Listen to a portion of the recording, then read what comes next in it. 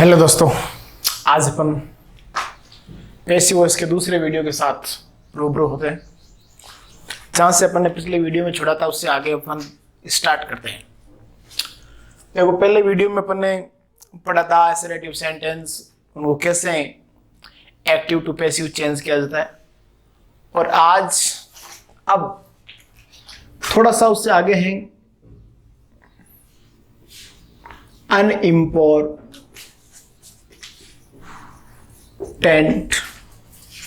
Subject वाले sentence.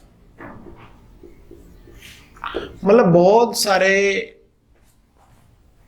Subject ऐसे होते हैं जिनका हमारे लिए कोई इंपॉर्टेंस नहीं है। अब हमारे लिए जिनका कोई इंपॉर्टेंस ही नहीं है, वो सब्जेक्ट अगर सेंटेंस में है तो अपन कैसे उनको एक्टिव टू पैसिव में चेंज करने के दौरान काम में लेते हैं, कैसे काम में नहीं लेते हैं। तो सीधी सी बात है कि अगर अनइम्पोर्टेंट है यानी महत्वपूर्ण है ही नहीं तो अपने वो काम के नहीं है। अब जो काम के नहीं है मतलब उनको वापस काम में लेना ही नहीं है। तो जो अपन ने स्ट्रक्चर पढ़ी थी, subject, helping verb, main verb और ऑब्जेक्ट, ये तो एक्टिव की आती है। अब इसको जब अपन पैसिव में चेंज करते हैं तब अपन क्या करते हैं, object, helping verb, main verb और यहां पर जो सब्जेक्ट लगाते हैं बाय लगा के या और अदरवाइज जो भी प्रीपोजिशन है उसका यूज करके। अगर अपना सब्जेक्ट अनइम्पोर्टेंट है तो फिर उसको यहां पर यूज में लेने की कोई जरूरत नहीं है। यहां पर यह है मेन बात करने की, तो इसका यूज आपको नहीं करना होगा। अब अनइम्पोर्टेंट सब्जेक्ट कौन से होते हैं, वो मतलब एज ए सब्जेक्ट बता तो दिया जाता है, लेकिन सब सेंटेंस को पढ़ने के बाद अपन को ये पता चले कि यार इसमें काम करने वाला फिक्स पर्सन कौन है वो हमें नहीं पता चल रहा है। जैसे people, crowd, mob,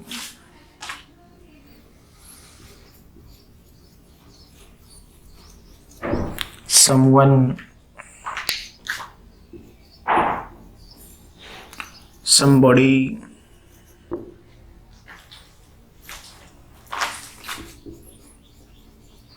none, nobody, anyone, anybody,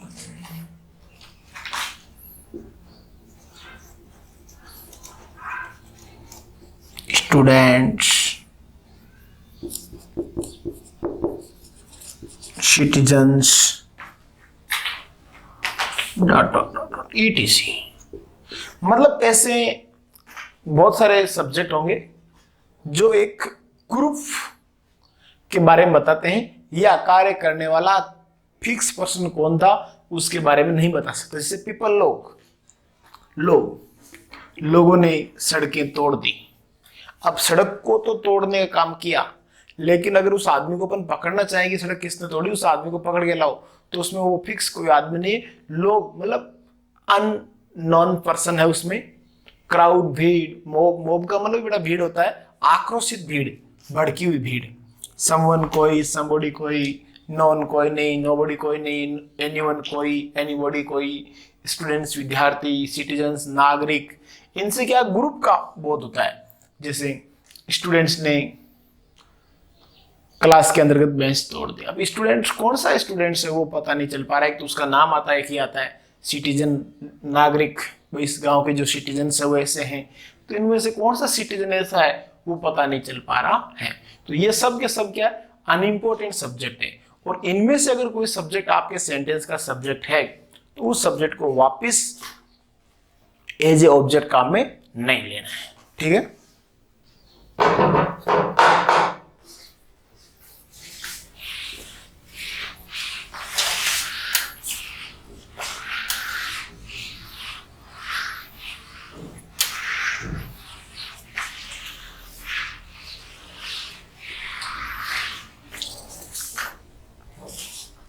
अब देखो बात करते हैं अपन एग्जाम्पल की।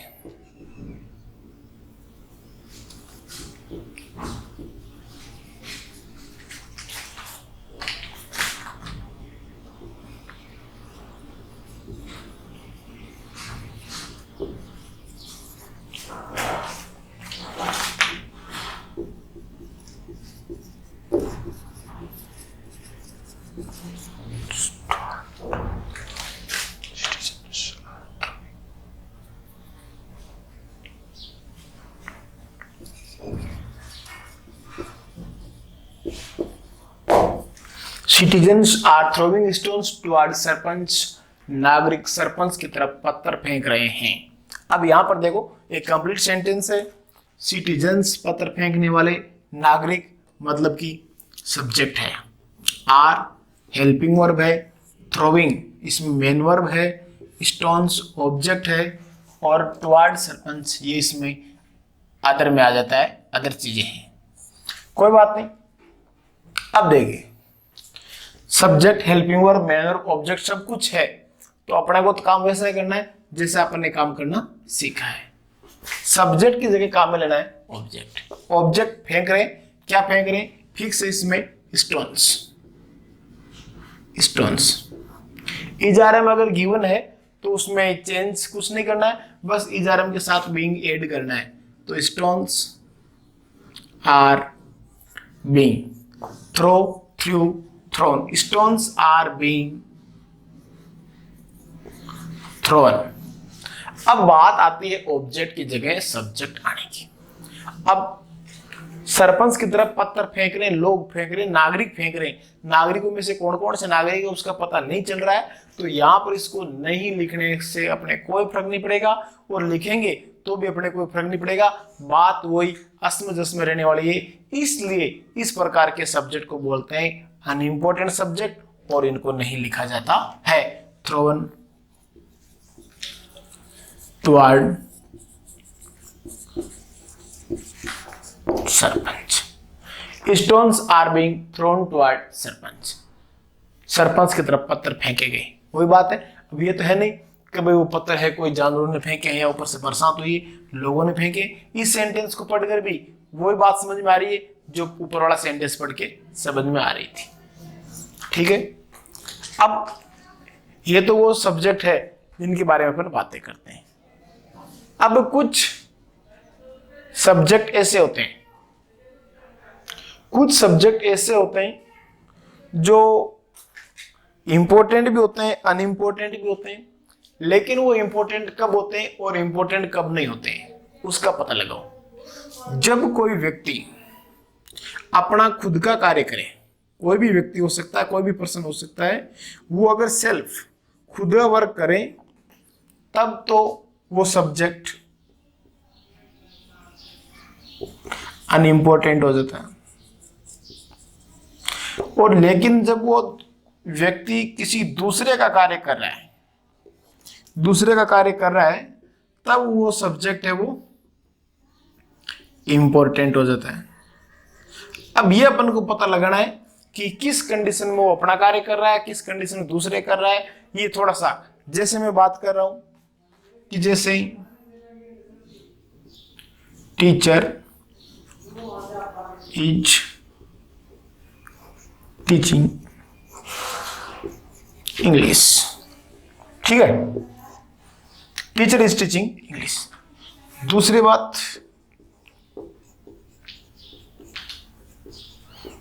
Teacher is driving car. दो सेंटेंस है यहां पर, दोनों में सब्जेक्ट एक ही है, सब्जेक्ट दोनों का सेम ही है, टीचर, ठीक है। लेकिन यहां पर टीच जो इसका सेल्फ खुद का वर्क होता है, खुद का प्रोफेशन है, वो कर रहा है, और यहां पर दूसरे का काम कर रहा है, अपने शौक से कोई कार्य कर रहा है। तो पहले सेंटेंस के अंतर्गत टीचर है वो अनइम्पोर्टेंट सब्जेक्ट है, और दूसरे में टीचर है वो इंपॉर्टेंट सब्जेक्ट है। यही फर्क है।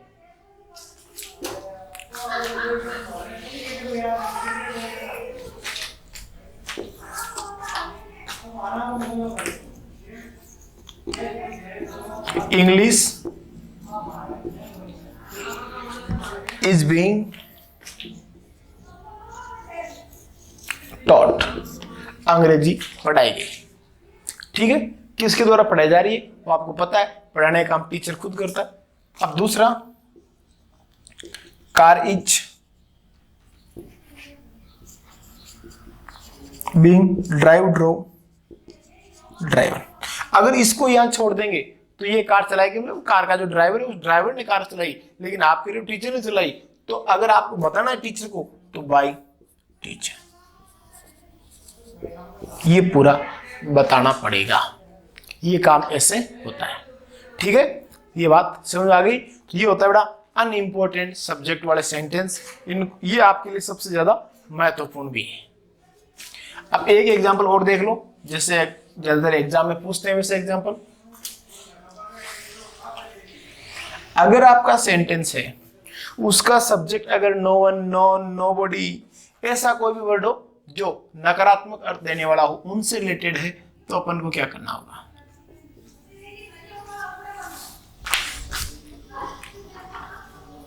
Non can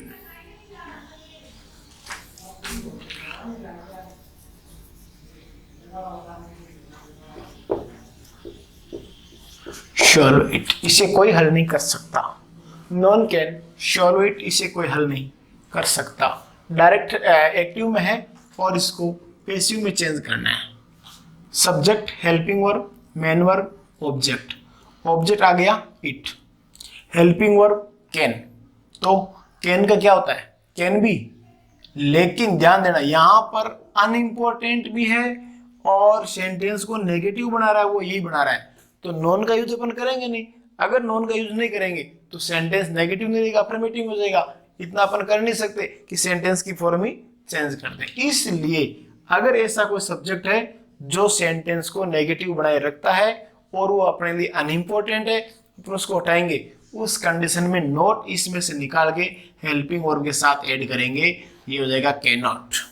it can not be solve, बस ये हल नहीं हो सकता। मतलब सीधी सी बात है, ऊपर वाले में कहा गया इसको कोई हल नहीं कर सकता, और इसमें हो गया it can not be solve, इसे कोई हल नहीं कर सकता। अब जब ये अनइम्पोर्टेंट सब्जेक्ट वाले सेंटेंस होते हैं पूरे, तो अपन इसी क्लास के अंतर्गत देखेंगे कि आगे जो इंट्रोगेटिव सेंटेंस होते हैं उनको डायरेक्ट से इनडायरेक्ट में कैसे चेंज किया जाता है।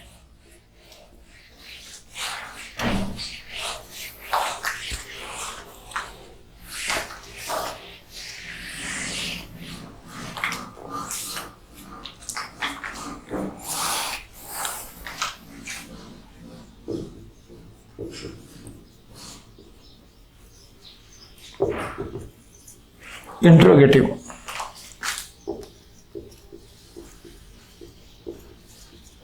सेंटेंसेस, यानी कि अपन ऐसा करेंगे कि ये प्रश्नवाचक वाक्य, कौन से वाक्य हैं? प्रश्नवाचक वाक्य, इंट्रोगेटिव सेंटेंसेस। तो ये प्रश्नवाचक जो वाक्य हैं उनको कैसे एक्टिव टू पैसिव में चेंज किया जाता है। देखो, इंट्रोगेटिव सेंटेंस भी दो प्रकार के होते हैं। एक वो जो हेल्पिंग वर्ब से स्टार्ट होते हैं, हेल्पिंग वर्ब से प्रारंभ होने वाले, हेल्पिंग वर्ब से प्रारंभ होने वाले वाक्य। और दूसरा WH वर्ड से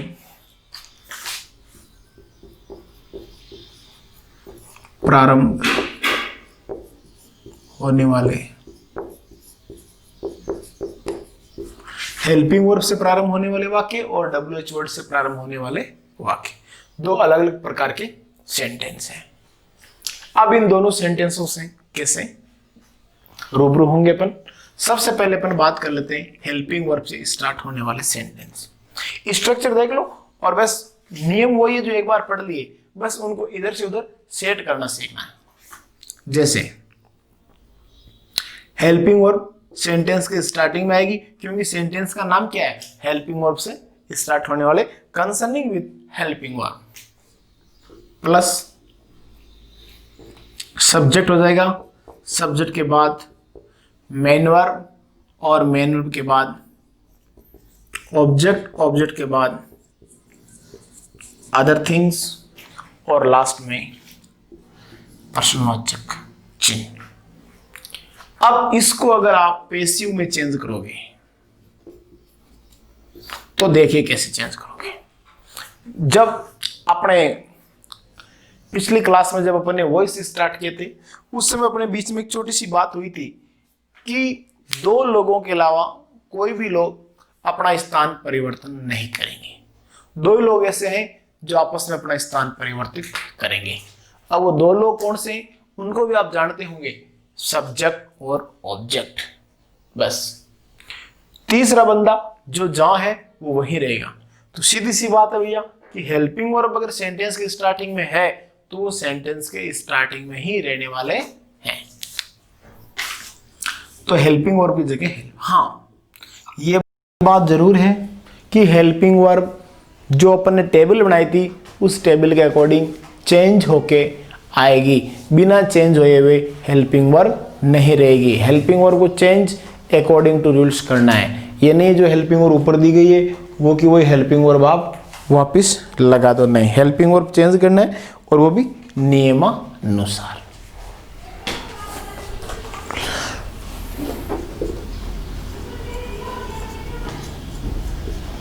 ऑब्जेक्ट, सब्जेक्ट की जगह ऑब्जेक्ट। मेन वर्ब की थर्ड फॉर्म, मेन वर्ब की third form,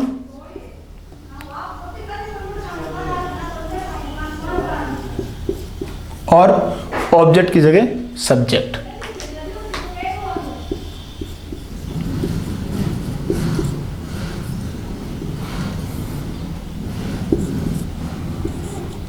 plus question mark.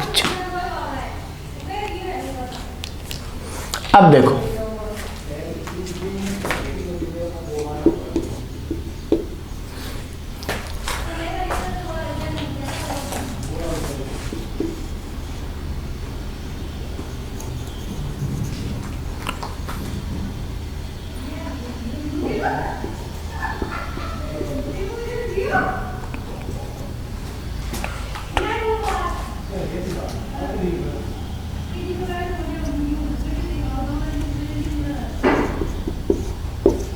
Do you listen music, do you listen music, क्या आप संगीत सुनते हो। देखिए sentence do you listen music, क्या आप संगीत सुनते हो, इसमें यहाँ हेल्पिंग वर्ब है, सब्जेक्ट है, मेन वर्ब है और ऑब्जेक्ट है, लास्ट में क्वेश्चन मार्क है। अब इसको जब आप पैसिव में चेंज करते हो तो पैसिव में चेंज कैसे करोगे, हेल्पिंग वर्ब की जगह हेल्पिंग वर्ब। बात पक्की रहनी चाहिए कि हेल्पिंग वर्ब की जगह हेल्पिंग वर्ब। अब हेल्पिंग वर्ब आपने चेंज करना सीखा था, तुरंत माइंड घुमाओ और याद करो कि जब अपन को डू या डज मिलता था तो अपन क्या करते थे, बस बड़ा कुछ नहीं करते थे। डू या डज मिलता था तो उसकी जगह इज, आर, एम का यूज किया जाता था। डू डज की जगह इज, आर, एम। तो म्यूजिक के हिसाब से इज आ जाएगा। और हाँ, ऑब्जेक्ट सब्जेक्ट के स्थान पर आएगा। ये आपका सब्जेक्ट यू है तो इसके स्थान पर आ जाएगा म्यूजिक, इज म्यूजिक। ध्यान दे भैया, ये दिमाग नहीं लगाना एक्स्ट्रा कि यार इज लगाया तो इज की जगह बीइंग लगाना नहीं। अगर इज ऊपर वाले सेंटेंस में, आगे एक सेंटेंस देखेंगे ऐसा ऊपर वाले सेंटेंस में दिया हुआ होता तो उस कंडीशन में अपन इज के साथ बीइंग का यूज करते। Is music, is music, being का यूज यहां पर गलत हो जाता है जो कि आप जनरली करते हो, तो ये बीइंग का यूज यहां पर नहीं करना है। ये बात थोड़ा सा माइंड में रखना। Listen by you, is music listen by you और लास्ट में प्रश्नवाचक चिन्ह। थर्ड फॉर्म लिसन की सेम रहती है।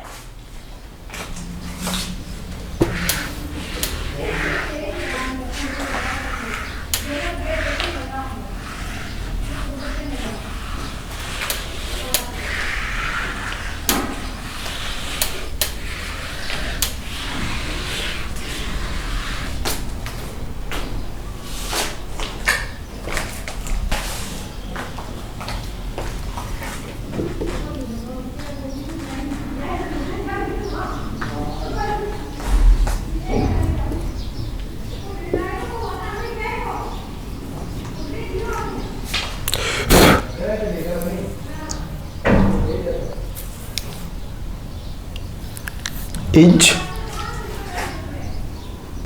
Rahul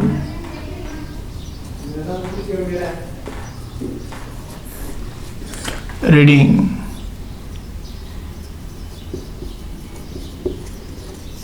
news paper? Is Rahul reading news paper? क्या राहुल अखबार पढ़ रहा है? देखो ये इज वाला सेंटेंस, तो इज की जगह इज रहेगा। बस वो बात अब याद रखना है कि अगर आपको सेंटेंस के अंतर्गत इज आ रहा है या वाज और गिवन है, उस कंडीशन में आप बीइंग ऐड करोगे तो इज। लेकिन ध्यान दे भैया, ये बीइंग यहां ऐड नहीं करना है। जो भी साथ में ये है, किसी भी हेल्पिंग वर्ब के साथ अगर कोई दूसरी बी फॉर्म जुड़ती है, तो ये जो बी फॉर्म का यूज है वो आपको मेन वर्ब से जस्ट पहले करना है, न कि हर कहीं करना है। राहुल की जगह न्यूज़पेपर, इज न्यूज़पेपर। अब यहां लगाओ बीइंग रीड रेड, रीड इसकी भी थर्ड फॉर्म सेम रहती है। Is newspaper being read by Rahul, और लास्ट में पर्सनवाचक चिन्ह।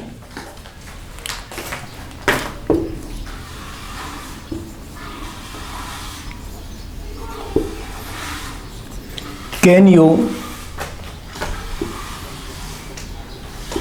Break it? क्या आप इसे तोड़ सकते हो?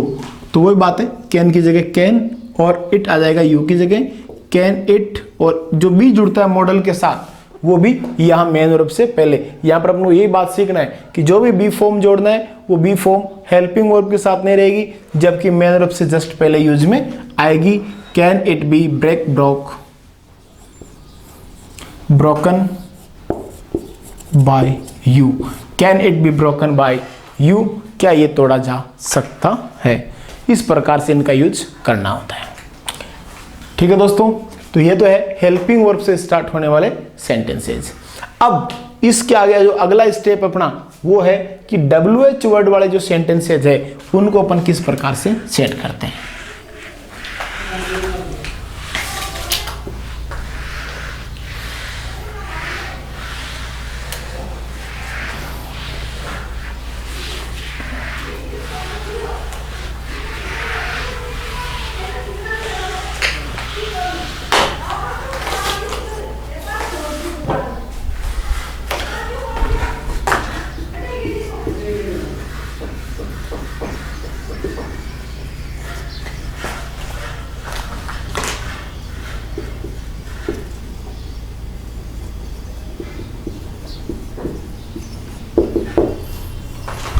Concerning with WH word, WH word से स्टार्ट होने वाले सेंटेंस, मतलब ऐसे कौन कौन से सेंटेंस है जिनके स्टार्टिंग में WH वर्ड आ जाता है।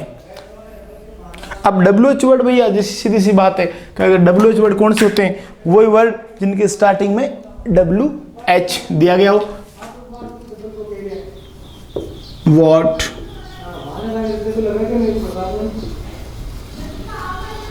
वाई, वेहन, विच, ऐसे जो भी प्रश्नवाचक शब्द है जिनकी स्पेलिंग WH से शुरू होती है। हालांकि इसमें हाउ इसी में इंक्लूड है, ये नहीं कि सर ये हाउ वाले इसमें नहीं है, क्या हाउ वाले भी इसी में इंक्लूड है। आप इनमें से देखते रहना, ज़्यादा हार्ड नहीं है, बिल्कुल एकदम इजी।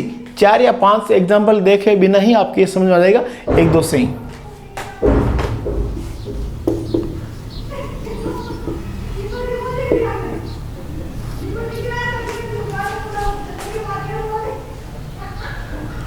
स्ट्रक्चर,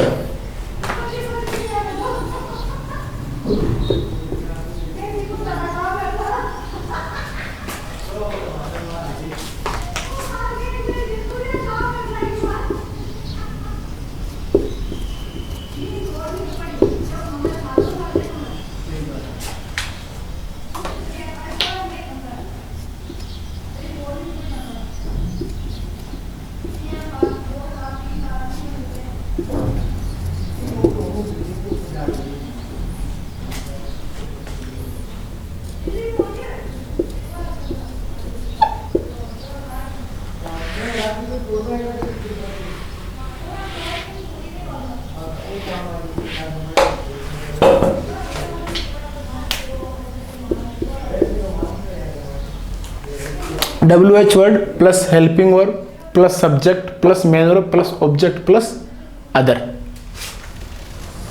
अब देखो, अब जब इसको अपन पैसिव वॉइस में चेंज करते हैं,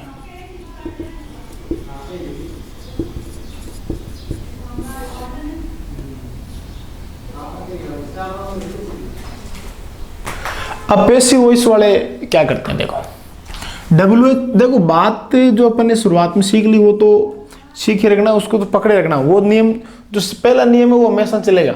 नियम कौन सा?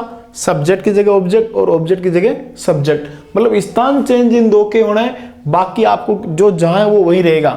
WH वर्ड की जगह WH वर्ड, WH वर्ड की जगह WH वर्ड। फिर अपन ने जो लास्ट अभी सेंटेंस देखे थे उसमें क्या था कि सेंटेंस वो हेल्पिंग वर्ब से स्टार्ट हो रहे थे, तो हेल्पिंग वर्ब की जगह हेल्पिंग वर्ब, हाँ चेंज करना है, ये ध्यान रखना। अब सब्जेक्ट की जगह ऑब्जेक्ट, उसके बाद मेन वर्ब की थर्ड फॉर्म का प्रयोग किया जाता है, ये थोड़ा सा ध्यान रखना। Plus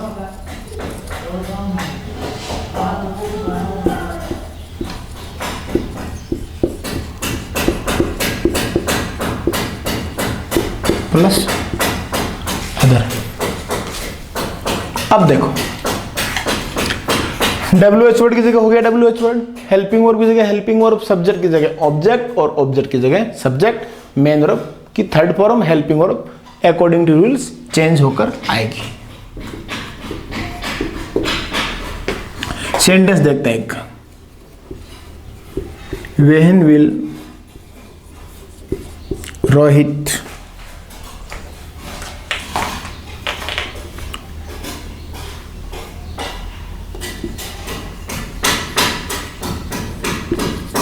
celebrate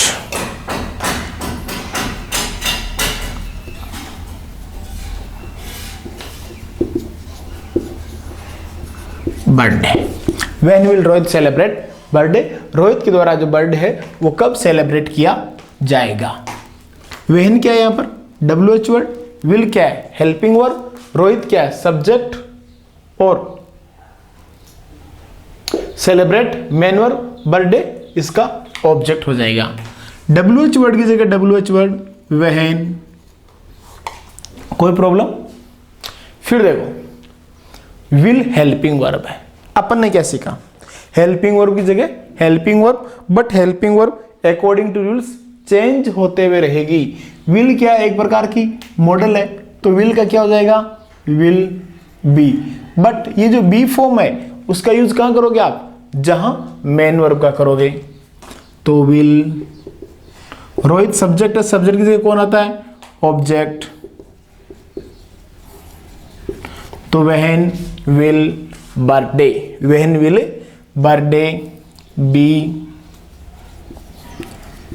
celebrated by Rohit, और लास्ट में प्रश्नवाचक चिन्ह। इस प्रकार से सेंटेंस बनते हैं। 2-3 सेंटेंस अभी अपन और देखेंगे, उतने में आपकी पूरी की पूरी कहानी है वो समझ में आ जाएगी। अगर इन चीजों का थोड़ा सा ढंग से अध्ययन कर लिया तो फिर ये चीजें कभी आप भूल नहीं पाओगे, इतनी सटीक चीजें हैं।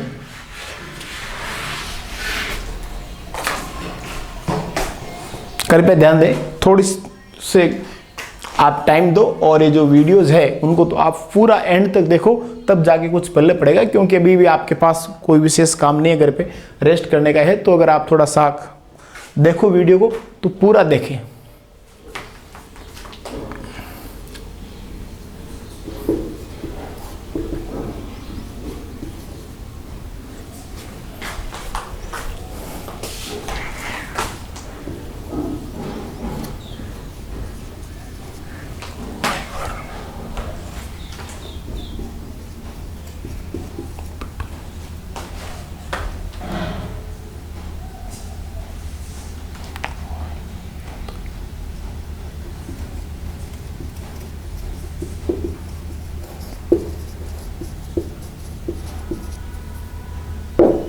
ये दोस्त देखो, why were people throwing stones, लोग पत्थर क्यों फेंक रहे थे?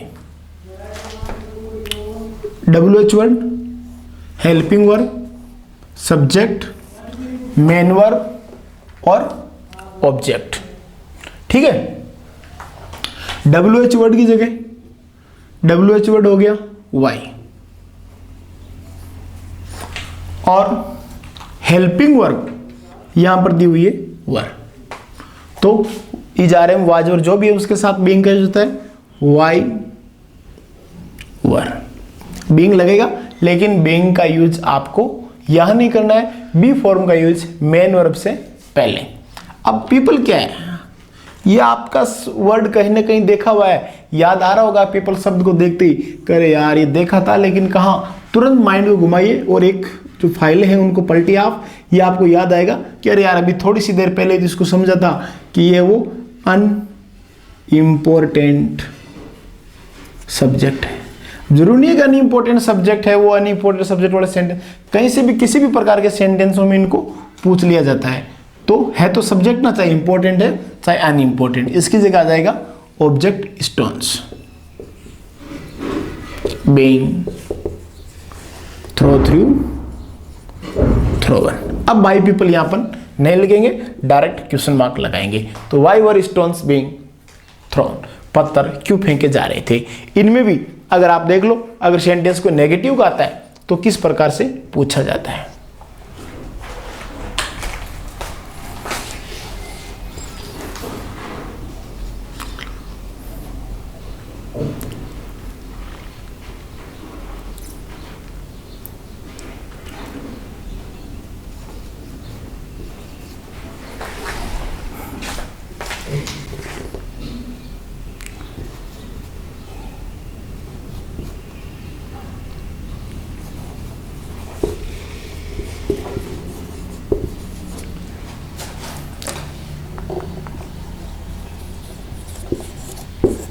Whom will you not give money, तुम रुपए किसे नहीं दोगे, तुम रुपए वो किसको नहीं दोगे।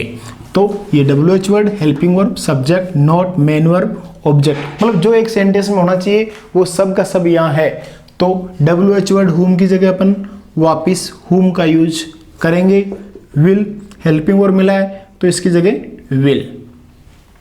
you सब्जेक्ट है, इसकी जगह ऑब्जेक्ट अपने पास में आ गई भैया मनी, और जो विल के साथ अपन ने बी फॉर्म लगाई थी बी, उससे भी पहले अपने पास में क्या है नोट है, तो नोट का यूज कर दो। whom will money not be, ध्यान दे जो बी फॉर्म है वो जस्ट मेन वर्ब से पहले यूज में ली जाती है। Give, give, given by you, और लास्ट में प्रश्नवाचक चिन्ह। बस ये जो स्ट्रक्चर है इस स्ट्रक्चर के अकॉर्डिंग आप चलते रहिए, आपके सेंटेंस एक्टिव टू पैसिव में चेंज होते रहेंगे। तो अब इसमें थोड़ी सी बातें बची हुई है, वो बातें ये बची हुई है कि WH वर्ड के अंतर्गत भी कुछ सेंटेंस है जो हु या हुम से स्टार्ट होते हैं, किसी में सब्जेक्ट नहीं होता है, किसी में ऑब्जेक्ट नहीं होता है, उनमें थोड़ा सा ये स्ट्रक्चर कम काम में आता है। तो उनको किस प्रकार से एक्टिव टू पैसिव में चेंज होता है, इस बात की जानकारी के लिए आपको एक अगला वीडियो देखना पड़ेगा, जो अपन नेक्स्ट टाइम जब भी मिलेंगे तब देखेंगे। ठीक है, थैंक्स लिस्ट।